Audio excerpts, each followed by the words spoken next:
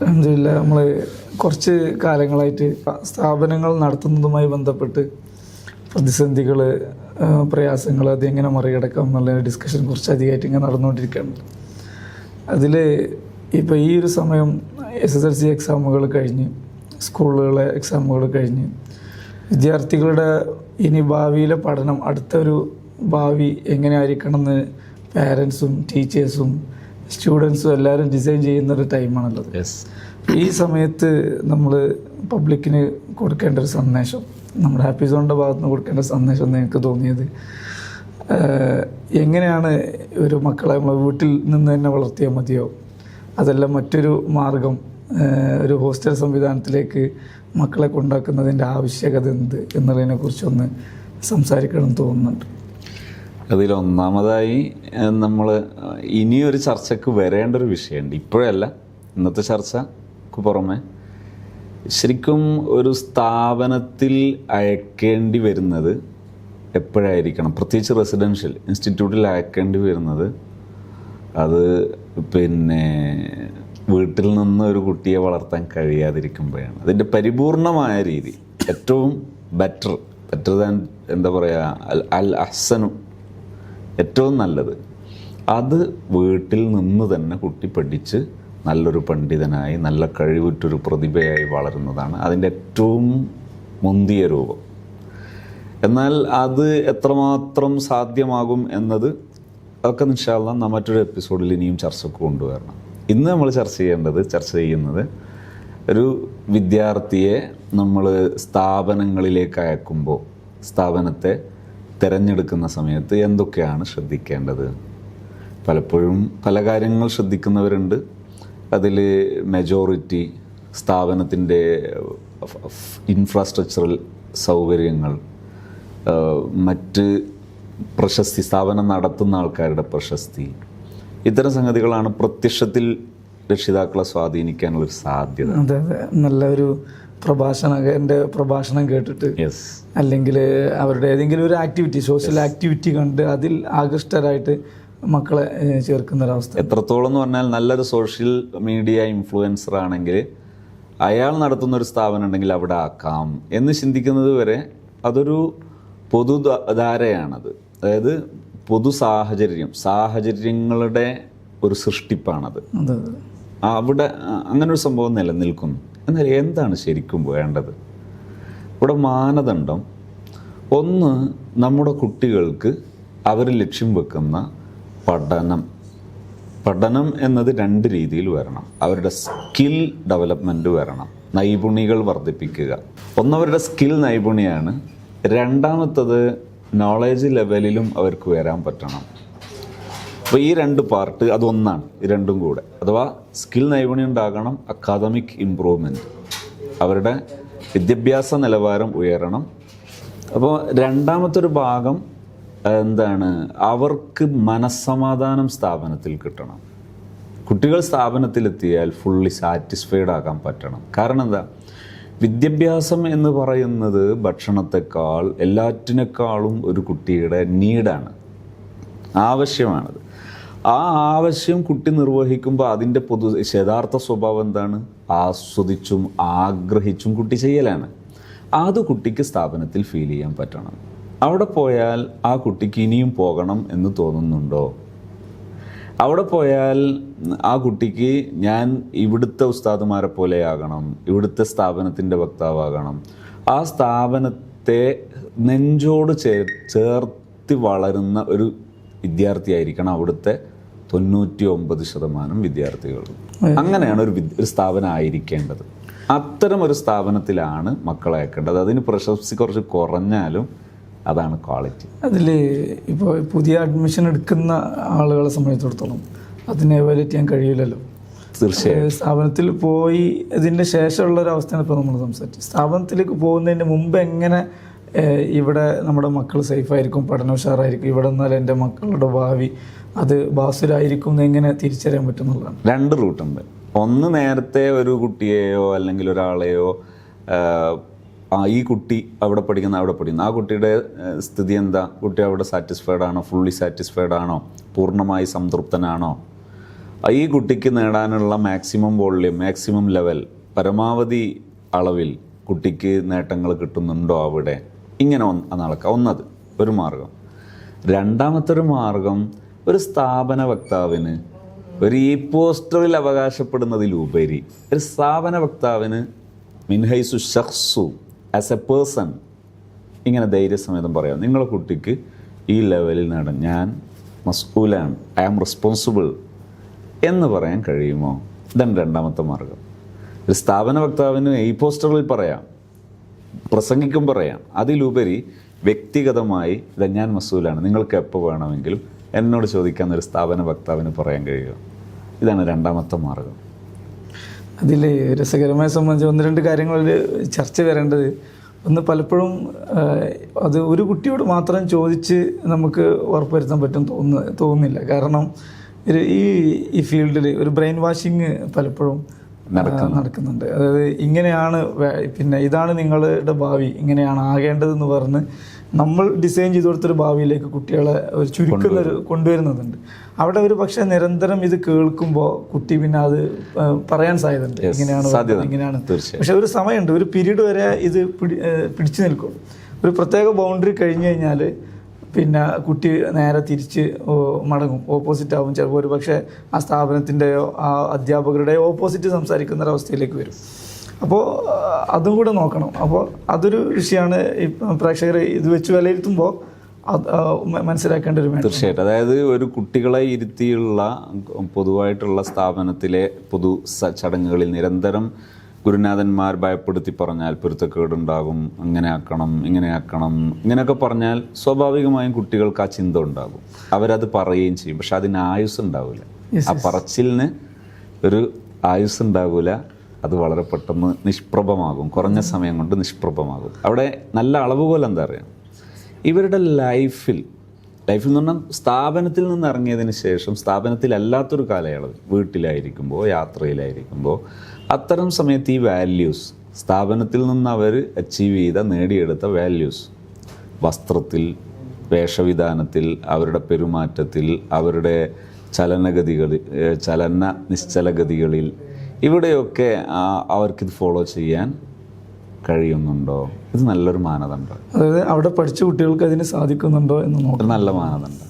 പിന്നെ അവിടുന്ന് പഠിച്ചിറങ്ങിയ കുട്ടികളിൽ ഭൂരിഭാഗം ഒരു 80% കുട്ടികൾ ഇപ്പോൾ എന്ത് ചെയ്യുന്നു, അതൊരു മാനദണ്ഡം, നല്ലൊരു മാനദണ്ഡം. കാരണം പലപ്പോഴും ഇപ്പോൾ കൊട്ടിഘോഷിക്കുന്നത് ഒരു സ്റ്റാൻഡേർഡാണ് അല്ലെങ്കിൽ ഉഷാറാണ് എന്ന് പറയുന്നത് ഒരു 20%, 20% ഓഫ് സ്റ്റുഡൻസ് അത് വെച്ചിട്ടാണ് 5% ആ ഒരു 5% ആ കുട്ടികളുടെ അച്ചീവ്മെന്റ്സിന് വെച്ചിട്ടാണ് സ്ഥാപനം ഉഷാറാണ് എന്ന് പറയുന്നത്. പക്ഷെ അവിടെ 95 അല്ലെങ്കിൽ ഞാൻ പറഞ്ഞതനുസരിച്ച് 80 മറുവശത്ത് ഇരിക്കുന്നുണ്ട് എന്നുള്ളതാണ്.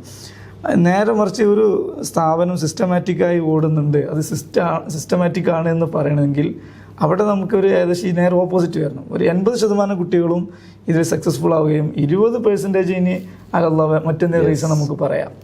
ആ രൂപത്തിലാണോ എന്നുള്ളതും കൂടെ രക്ഷിതാക്കളെ ഇവാലുവേറ്റ് ചെയ്യണമെന്ന് തോന്നുന്നുണ്ട്. അങ്ങനെയാണ് ഒരു മക്കളെ അവിടെ ചേർക്കേണ്ടത് എന്നുള്ളത്. നേരത്തെ പറഞ്ഞതുപോലെ ഈ പോസ്റ്ററിൽ എന്തും കൊടുക്കാൻ നമുക്കാർക്കും സാധിക്കും, പക്ഷെ അത് വ്യക്തിപരമായി കൊടുക്കാൻ അങ്ങനെ ഇപ്പോൾ നമുക്ക് ഉറപ്പ് പറയാൻ കഴിയുമോ എന്നുള്ള ചോദ്യം. ഈ അടുത്തൊരു രക്ഷിതാവ് വന്നു, ഒന്ന് അവരുടെ ഫാമിലി ബാക്ക്ഗ്രൗണ്ടിൽ ഇങ്ങനെ ഒരു ദീനി സ്ഥാപനത്തിലേക്ക് പറഞ്ഞേക്കുന്ന ഒരു ബാക്ക്ഗ്രൗണ്ട് അല്ല. അപ്പോൾ അവരുടെ അയൽവാസിയായ ഒരു ഉസ്താദ് കൊണ്ടുവന്നതാണ് ഈ കുട്ടി ഇങ്ങനെ ഒരു സ്ഥാപനത്തിലേക്ക് ചേർക്കണം.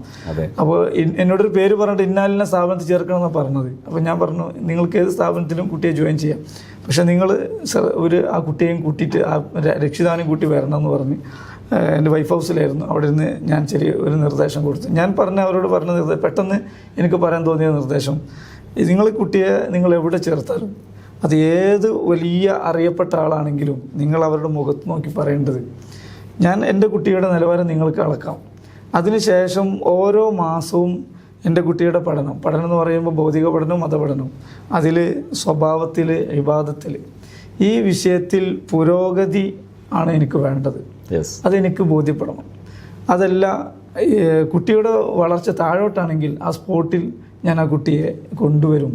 അതിന് സമ്മതമാണോ എന്ന് ചോദിച്ചതിന് ശേഷം മാത്രം നിങ്ങൾ ഈ കുട്ടിയെ എവിടെ ജോയിൻ ചെയ്യണമെങ്കിൽ, അറിയപ്പെട്ടതാകട്ടെ അറിയപ്പെടാത്തതാകട്ടെ, അതിന് എത്ര അറിയപ്പെട്ട പ്രാധാന്യമുള്ള ആളോടാണെങ്കിലും നിങ്ങളുടെ മക്കളുടെ ലൈഫായതുകൊണ്ട് നിങ്ങളത് ചോദിക്കണം. അതിന് കണ്ടീഷൻ ഉറപ്പ് പറയാൻ പറ്റുന്ന ഒരു സ്ഥാപനം ഉണ്ടെങ്കിൽ നിങ്ങൾക്ക് എവിടെയും ചേർക്കാൻ പറ്റും. കാരണം കുട്ടി സേഫാണ്. ഒരുപക്ഷെ പ്രതീക്ഷിച്ചതുപോലെ അല്ലാണ്ടെങ്കിൽ കുട്ടിയെ അടുത്ത സ്ഥാപനത്തിലേക്ക് മാറ്റാൻ പറ്റും. ഇന്ന് വലിയ പ്രശ്നം എന്താ, ഒരു സ്ഥാപനത്തിൽ മറ്റൊരു സ്ഥാപനത്തിലേക്ക് പോയാൽ പൊരുത്തക്കേട് കിട്ടേണ്ടത് ഈ സ്ഥാപന വക്താക്കൾക്കാണ് ശരിയായ പൊരുത്തക്കേട് അവിടെ ഉണ്ടാകുക. കാരണം കുട്ടിയുടെ പൊരുത്തക്കേട് തിരിച്ചും വേണ്ട പ്രതീക്ഷിക്കും. ഒരു കുട്ടിക്ക് ഒരു സ്ഥാപനത്തിൽ നിന്ന് മറ്റൊരു സ്ഥാപനത്തിലേക്ക് പോകണം എന്ന് ആഗ്രഹം പ്രകടിപ്പിച്ചാൽ, മറ്റൊരു ഉസ്താദിൻ്റെ അടുത്ത് പോകണം എന്ന് ആഗ്രഹം പ്രകടിപ്പിച്ചാൽ, ആ കുട്ടിയെ പറഞ്ഞേക്കുന്നതോട് കുറച്ച് ഗുരുത്തക്കേടും കൂടെ കൊടുക്കുന്നവരെ. എനിക്ക് വളരെ കൗതുകം തോന്നിയത്, നമ്മളറിയപ്പെട്ട നല്ലൊരു പ്രഭാഷകൻ്റെ ഒരു ദിവസത്തിൽ ഞാൻ പോയി.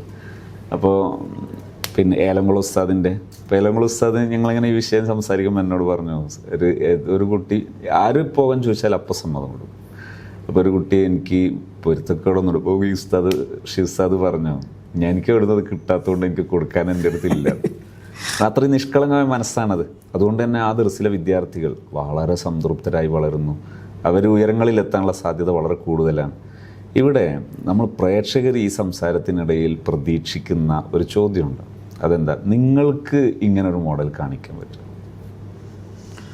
നിങ്ങൾക്ക് തീർച്ചയായിട്ടും നമുക്ക് അൽഹംദുലില്ലാ ഈ ഒരു സാഹചര്യത്തിൽ അതിന് നമുക്ക് മറുപടി പറയാൻ കഴിയും. കാരണം നമ്മൾ പിന്നെ അഡ്മിഷൻ്റെ മുമ്പ് അഡ്മിഷൻ കൗൺസിലിംഗ് ഉണ്ടല്ലോ. അഡ്മിഷൻ കൗൺസിലിങ്ങിൽ ഏതൊരു പാരൻറ്റിനോടും കുട്ടിയെയും രണ്ടുപേരെ ഇരുത്തിയിട്ട് നമുക്ക് പറയാനുള്ള മാർഗ്ഗം ഇതാണ്. നിങ്ങൾക്ക് നമ്മുടെ സ്ഥാപനത്തിൽ വന്നതിന് ശേഷം, നമ്മുടെ സിൽം അക്കാദമിയിൽ ജോയിൻ ചെയ്തതിന് ശേഷം, നിങ്ങളുടെ ഈ പറയുന്ന മതഭൗതിക പഠനത്തിൻ്റെ വിഷയത്തിൽ, സ്വഭാവത്തിൻ്റെ വിഷയത്തിൽ, ഇബാദത്തിൻ്റെ വിഷയത്തിൽ, ഇത്തരം വിഷയങ്ങളിൽ നിങ്ങളുടെ കുട്ടി താഴോട്ടാണെങ്കിൽ സ്പോട്ടിൽ നിങ്ങൾക്ക് കുട്ടിയെ കൊണ്ടുപോകണം. കാരണം അതിന് നമ്മൾ കുട്ടിയെ പഠിപ്പിക്കാൻ നമ്മൾ പ്രാപ്തരല്ലെങ്കിൽ പറ്റുന്ന ഒരു കൈകളിൽ ആ കുട്ടിയെ ഏൽപ്പിക്കണം. അതിൽ നമ്മളുകൂടെ സപ്പോർട്ട് ചെയ്യുന്നത്. പലപ്പോഴും നേരത്തെ നമ്മൾ പറഞ്ഞ ഈ കുട്ടികൾ പോകാൻ താല്പര്യപ്പെടുമ്പോൾ ഈ പൊരുത്തക്കേട് കൊടുക്കുന്ന ആ ഒരു ശൈലിയിലുള്ള ആളുകൾ പഴയ കാലത്തെ ആലിമീങ്ങളുടെ ശൈലി എന്ന് പറയുന്നത് വാദിക്കുന്ന ആളുകളാണ്. പക്ഷെ ഈ വിഷയത്തിൽ അവർക്ക് പഴയകാലത്തെ ആലിമീങ്ങളുടെ ശൈലി തുടർച്ചയല്ല. കാരണം ആ സ്വാലിഹ്യങ്ങളൊക്കെ സ്വീകരിച്ച ശൈലി ഇനി ഏതെങ്കിലും ഗുരുനാഥന്മാരുടെ അടുത്ത് എൻ്റെ അടുത്തൊന്നും കിട്ടാത്തതുണ്ടോ, നീ അത് പോയി പഠിക്ക്, അതിനെന്ത് സപ്പോർട്ട് വേണോ, ഞാൻ വിളിച്ചു പറയണോ, അല്ലെങ്കിൽ ഞാൻ അവരോട് ആ കത്തെഴുതി കൊടുക്കണോ? എന്നാൽ അതിന് തയ്യാറാകുന്നൊരു ശൈലിയാണ് ഗതകാല സ്വാലിഹ്യങ്ങളുടെയൊക്കെ. മുസന്നിഫീങ്ങളെ തർജ്ജമ വായിക്കുമ്പോൾ അവർ ഉസ്താദ്മാരെ പേര് കാണാതെ പഠിച്ച് നമ്മൾ അത്രയും ഉസ്താദ്മാർ അവർക്ക് ഉണ്ടാകുന്നുണ്ട്. അവർ ഇന്നത്തെ കോളേജ് സംവിധാനത്തിൽ പഠിച്ചിട്ടുണ്ടായ ഉസ്താദ്മാരല്ല, ഓരോ ക്ലാസ്സിലും ഓരോ ഉസ്താദ്മാരെല്ലാവരും. അത് ദർസിൽ നിന്ന് മറ്റൊരു ദർസിലേക്ക്, ഇപ്പോൾ ഒരു വിഷയത്തിൽ മാഹിറായ നിപുണനായ മറ്റൊരു ഉസ്താദിൻ്റെ അടുത്ത് പോയി പഠിക്കണം എന്ന് തോന്നുമ്പോൾ അവിടേക്ക് ഈ ഉസ്താദ് തന്നെയാണ് അവർക്ക് അത് അയക്കുകയാണ്. നീ അതും കൂടി നേട്. അതാണ് ശരിക്കും ഈ സച്ചരിതരായ മഹാന്മാരുടെ പിന്തുടർച്ച. അതാണ്. അതുപോലെ ഇപ്പോൾ നിങ്ങൾ അഡ്മിഷൻ കൗൺസിലിംഗ് എന്ന് പറഞ്ഞല്ലോ, അതും ഒരു ചർച്ച കൊണ്ടുവരണം ഒരു തവണ. കാരണം എന്താണ് ശരിക്കും ഒരു സ്ഥാപനം, ഒരു ഇൻസ്റ്റിറ്റ്യൂഷണൽ എലമെൻറ്റ്, അതിൽ അഡ്മിഷൻ കൗൺസിലിംഗ് എന്താണ്, അതിൻ്റെ പ്രൊസീജിയേഴ്സ് എന്താണ്, ഇൻഷാല്ലാ അതൊരു ചർച്ചയ്ക്ക് കൊണ്ടുവരണം. അല്ലെങ്കിൽ നമ്മൾ പറഞ്ഞ എന്താണെന്ന് പ്രേക്ഷകർക്ക് പൂർണ്ണമായി മനസ്സിലാകില്ല. അത് മറ്റൊരു സമയത്ത് കൊണ്ടുവരാം. അതൊരു വലിയൊരു വിഷയമായിട്ട് തന്നെ ചർച്ച നടക്കേണ്ട മേഖലയാണത്. അഡ്മിഷൻ എന്താണ്, പിന്നെ വരുന്ന കുട്ടികളെ ഒഴിവാക്കാനുള്ളതാണോ ഈ അഡ്മിഷൻ കൗൺസിലിംഗ്, സ്ക്രീനിങ് എന്ന് പറയുന്നത്? അതല്ല, വരുന്ന കുട്ടിയെ എടുക്കുന്ന സമയത്ത് അവനെ സുരക്ഷിതനാക്കാനും അവനാവശ്യമായ വിഭവങ്ങൾ മാക്സിമം ലെവൽ അവന് കിട്ടിക്കാനുള്ള വഴിയാണോ? അങ്ങനെ ഒരു വിഷയം അവിടെ ചർച്ചയ്ക്ക് നടക്കാനുണ്ട്. മറ്റൊന്ന്, നമ്മുടെ സിൽം അക്കാദമി എന്ന് പറയുന്നത് ഈ വിഷയത്തിൽ നമുക്ക് ജനങ്ങളുടെ മുമ്പിൽ, അല്ലെങ്കിൽ നമ്മുടെ സൊസൈറ്റിയുടെ മുമ്പിൽ ഈ ഒരു വിഷയത്തിലൊരു മാതൃക കാണിക്കാനുള്ള ശ്രമമാണ്. ദീർഘകാലത്തെ അധ്വാനവും വലിയ കഠിനമായ പരിശ്രമങ്ങളും. പലപ്പോഴും സ്ഥാപന സംവിധാനങ്ങൾ രൂപപ്പെടുത്തുമ്പോൾ എല്ലാവരും ഇൻവെസ്റ്റ് ചെയ്യുന്നത്, അധ്വാനിക്കുന്നത് എവിടെയാണ്? മെറ്റീരിയൽ ലെവലിലാണ്. ബിൽഡിംഗ് ഉണ്ടാക്കാൻ അധ്വാനിക്കുന്നു. അതിനെ നമ്മൾ വിമർശിക്കുകയോ ഇൻസൾട്ട് ചെയ്യുകയോ ചെയ്യല്ല. മറുവശത്ത് അതിനേക്കാൾ ആവശ്യമുള്ളത് കോഗ്നിറ്റീവ് ലെവലാണ്. അഥവാ അതിൻ്റെ ഡിസൈനിങ്ങിൽ, അതിൻ്റെ പ്ലാനിങ്ങിലായിരുന്നു കൂടുതൽ ചെലവിട്ട് സമയമെടുത്ത് ചെയ്യുന്നത്. വിദ്യാർത്ഥികളുടെ ഫ്യൂച്ചറുമായി ബന്ധപ്പെട്ട പ്ലാനിങ്, അവിടെയാണ് കൂടുതൽ പ്ലാനിങ് വേണ്ടിയിരുന്നത്. അത് അൽഹംദുലില്ലാ നമ്മൾ അങ്ങനെ ശ്രമിച്ചു. ആ ശ്രമിച്ചതിൻ്റെ അടിസ്ഥാനത്തിൽ ഇനി നമ്മുടെ ഒരു ഇൻസ്റ്റിറ്റ്യൂട്ടിൽ വരുന്ന ഒരു രക്ഷിതാവിനോട് ഇൻഷാ അല്ലാ ഈ അള്ളാഹുവിൻ്റെ തൗഫീഖ് കൊണ്ട് നമ്മുടെ മഹാന്മാരായ ഗുരുനാഥന്മാരുടെയൊക്കെ പൊരുത്തവും ബറക്കത്തും കൊണ്ട് നമുക്ക് പറയാം, തീർച്ചയായും ഒരു വിദ്യാർത്ഥിയോട് നമുക്ക് പറയാം, നിനക്കാവശ്യമുള്ള നിൻ്റെ നേട്ടങ്ങൾ നേടാൻ നിനക്കിവിടെ കഴിയും. അതിനെപ്പോഴും ഞങ്ങൾ സദാ പ്രതിജ്ഞാബദ്ധരായിരിക്കും. ഒരു രക്ഷിതാവിനോട് നമ്മൾ നേരത്തെ പറഞ്ഞതുപോലെ പറയാൻ കഴിയും, നിങ്ങളുടെ കുട്ടിയുടെ മാക്സിമം നേടാവുന്ന നേട്ടത്തിൻ്റെ മാക്സിമം ലെവൽ, പരമാവധി അളവിൽ നേടാൻ, അവനക്കത് കിട്ടാൻ ഞങ്ങൾ പ്രതിജ്ഞാബദ്ധരായിരിക്കും. നിങ്ങൾ എപ്പോഴെങ്കിലും വല്ലപ്പോഴും വരുന്നതിന് പകരം സദാ നമ്മുടെ കൂടെ നിരീക്ഷകനായി നമ്മുടെ കൂടെ ഉണ്ടാകാം. സ്ഥാപനം മുന്നോട്ട് പോകുന്നത്, ഞങ്ങൾ സ്ഥാപനം നടത്തും, നിങ്ങൾ എപ്പോഴെങ്കിലും കൊല്ലത്തിലൊരിക്കൽ വന്നാൽ മതി, അങ്ങനെയല്ല. സ്ഥാപനം നമ്മൾ ഒന്നിച്ച് നടത്തുന്നു, നമ്മൾ ഒന്നിച്ചാണ് സ്ഥാപനം നടത്തുന്നത്. അങ്ങനെ കൂട്ടായൊരു പരിശ്രമം, അങ്ങനെയാണെങ്കിൽ അവർക്ക് എന്തൊരു ആനന്ദം ഉണ്ടാകും. ഓരോ നേട്ടങ്ങളിലും അതിൻ്റെ ഓരോ മൈൽ സ്റ്റോൺ, ഓരോ ചുവടുവെപ്പുകളിലും, ഓരോ നായികക്കല്ലിലും ആർക്കും പങ്കാളിത്തമുണ്ട്. ഒരു രക്ഷിതാവിന് പങ്കാളിത്തമുണ്ട്, വിദ്യാർത്ഥി അതിലെ ഒന്നാം വ്യക്തിയാണ്. ഗുരുനാഥന്മാരും സ്ഥാപന വക്താക്കളും രണ്ടാം വ്യക്തിയാണ്. First person student. നമ്മുടെ ഫിനിഷ് മോഡൽ എഡ്യൂക്കേഷൻ സിസ്റ്റം ആണല്ലോ ഇതിൽ. നമ്മൾ സയന്റിഫിക്കലി ഒരു സൈഡ് നമ്മൾ ഉപയോഗിക്കുന്നത്, മറ്റൊരു സൈഡ് പോസിറ്റീവ് സൈക്കോളജി ആണല്ലോ. അതിൽ ഫിനിഷ് മോഡൽ എഡ്യൂക്കേഷൻ സിസ്റ്റത്തിൽ ലേണർ സെൻറ്റേർഡ് എഡ്യൂക്കേഷൻ സിസ്റ്റം ആണ് പറയുന്നത്. ഈ ലേണർ സെൻറ്റേർഡ് ആവുന്ന സമയത്ത് ഇവർക്ക് കൂടുതൽ പ്രിഫറൻസ് കൊടുക്കാൻ വേണ്ടി പറ്റും. ഈ സ്റ്റുഡൻറ് സെൻട്രിക് ലേണിംഗ് എന്ന സിസ്റ്റം തന്നെ ഭയങ്കര ആസ്വാദ്യകരമാണ് ഒരു വിദ്യാർത്ഥിക്ക്. ആസ്വാദ്യകരമാണെന്ന് മാത്രമല്ല, ഒരു കുട്ടി ലൈഫ് സ്റ്റൈൽ അങ്ങനെയായി മാറും. അതൊരു വലിയ ഒരു വിഷയമാണ്. ഇൻഷാ അല്ലാഹ് നമ്മുടെ മുദരിസ് അക്കാദമി, അതുപോലെ മുദരിസ് ട്രെയിനിങ്ങിലൊക്കെ വ്യാപകമായി അത് പഠന വിധേയമായിക്കൊണ്ടിരിക്കുകയാണ്. ഇനി നമുക്ക് ഈ ഒരു ചർച്ച അവസാനിക്കുമ്പോൾ ഒരു കൺക്ലൂഷനിലേക്ക് വരാം. അപ്പോൾ ഒരു സ്ഥാപനം തിരഞ്ഞെടുക്കുമ്പോൾ ശ്രദ്ധിക്കേണ്ട, ഇപ്പോൾ ഇതുവരെ നമ്മൾ പറഞ്ഞ കാര്യങ്ങൾ, ഒന്ന്, അവിടെ പഠിച്ച വിദ്യാർത്ഥികളിൽ ഈ ക്വാളിറ്റി ഉണ്ടോ, അതായത് അവർ സംതൃപ്തരാണോ, പുറത്തിറങ്ങിയതിന് സ്ഥാപനം വിട്ടു പോകേണ്ടി വരുന്നുണ്ടോ, ആഗ്രഹം വരുന്നുണ്ടോ, പുറത്തിറങ്ങിയതിന് ശേഷവും അവർ ഏത് ഫീൽഡിലാണ്, അവർ എന്ത് ചെയ്യുന്നു, ഏത് രൂപത്തിൽ അവർ പ്രവർത്തിക്കും. രണ്ടാമത്തത്, പിന്നെ അവിടെ ഏത് രൂപത്തിലുള്ള പഠന ശൈലിയാണ് ഫോളോ ചെയ്യുന്നത്. ആ കുട്ടിയുടെ നിലവാരം, പഠനം, സ്വഭാവം, ഇബാദത്ത് പോലത്തെ നിലവാരങ്ങളിൽ കുട്ടിക്ക് പിന്നോട്ടടിക്കുന്ന സമയത്ത് ഞാൻ കൊണ്ടുവരും, അതിനെനിക്ക് സമ്മതം തരണം എന്ന്, അല്ലെങ്കിൽ അങ്ങനെ കുട്ടി വരൂല, പരമാവധി നമുക്ക് വരാതിരിക്കാനുള്ള ശ്രമങ്ങളുണ്ട് എന്ന് വാക്ക് തരാൻ പറ്റുന്ന സംവിധാനങ്ങളുണ്ടോ, ഇത്തരം കാര്യങ്ങൾ ചെക്ക് ചെയ്തതിന് ശേഷം മാത്രമേ ഒരു സ്ഥാപനത്തിൽ കുട്ടിയെ ചേർക്കാൻ പാടുള്ളൂ എന്നുള്ളതാണ് ഇതുവരെ പറഞ്ഞത്. പിന്നെ അതൊരു കൗതുകരമായൊരു കാര്യമുണ്ട്. ഇപ്പോൾ പലപ്പോഴും ഇന്ന് നടന്നുകൊണ്ടിരിക്കുന്ന ഒരു സ്ഥാപനത്തിൽ 50 കുട്ടികൾ 100 കുട്ടികളുണ്ട് സങ്കല്പിക്കുക. അവിടെ ഒരു സിലബസ് ഉണ്ടാവും, ഒരു കരിക്കുലം ഉണ്ടാവും, പിന്നെ കുറച്ച് ഉസ്താദന്മാരുണ്ടാവും. അപ്പോൾ ഇവിടെ ഈ സിലബസും ഈ കരിക്കുലം അനുസരിച്ച് മുന്നോട്ട് പോകും. ഇവിടെ പഠിച്ചുകൊണ്ടിരിക്കുന്ന കുട്ടികൾ 50 കുട്ടികളാണെങ്കിൽ 50 ക്യാരക്ടറുള്ള, 50 ഫ്യൂച്ചർ ഡിസൈൻ ചെയ്യുന്ന, 50 തരം കഴിവുകളുള്ള കുട്ടികളാണ് ഇവിടെ ഉണ്ടാകുക. ഈ 50 തരം കഴിവുകളുള്ള 50ഓളം ഫ്യൂച്ചറുകൾ പ്ലാൻ ചെയ്തുകൊണ്ടിരിക്കുന്ന കുട്ടിയുടെ മുന്നിൽ ഒരൊറ്റ സിലബസ്, ഒരൊറ്റ കരിക്കുലം ഉള്ളത്. ഇതിനോട് സപ്പോർട്ട് ചെയ്യാൻ പിന്നെ സ്കില്ല് കൊണ്ടും അതുപോലെ തന്നെ പഠന മികവ് കൊണ്ടും പറ്റാത്ത കുട്ടികൾ എപ്പോഴും പുറത്താണ്. നേരത്തെ മറിച്ച് നമ്മൾ ഫോളോ ചെയ്യുന്ന, അല്ലെങ്കിൽ നമ്മൾ പറയുന്ന ഈ ഒരു സിസ്റ്റം, ഈ സ്റ്റുഡൻറ് സെൻട്രിക് ലേണിംഗ് സിസ്റ്റത്തിൽ വരുന്ന സമയത്ത് ഓരോ കുട്ടികൾക്കും ഓരോ സ്പെഷ്യൽ പ്ലാനുകളായിരിക്കും. അതുകൂടി വിജയിക്കാൻ പറ്റുന്ന രീതിയിലാണ് അവിടുത്തെ കരിക്കുലം കരിക്കുലം നടപ്പിലാക്കൽ വിജയിക്കുന്നത്. ഇൻഷാ അല്ലാഹ് അതൊരു വിശാലമായ ചർച്ച കൂടി വരേണ്ട ഒരു മാറ്ററാണ്. സമൂഹത്തിൻ്റെ മുമ്പിൽ ചർച്ച ലഭിക്കേണ്ട ഒരു വിഷയമാണ്. വിശാലമായ പഠനങ്ങൾ നടക്കേണ്ട ഒരു വിഷയമാണ്. നമുക്കതുമായി വീണ്ടും പ്രേക്ഷകരുടെ മുമ്പിൽ വരാം.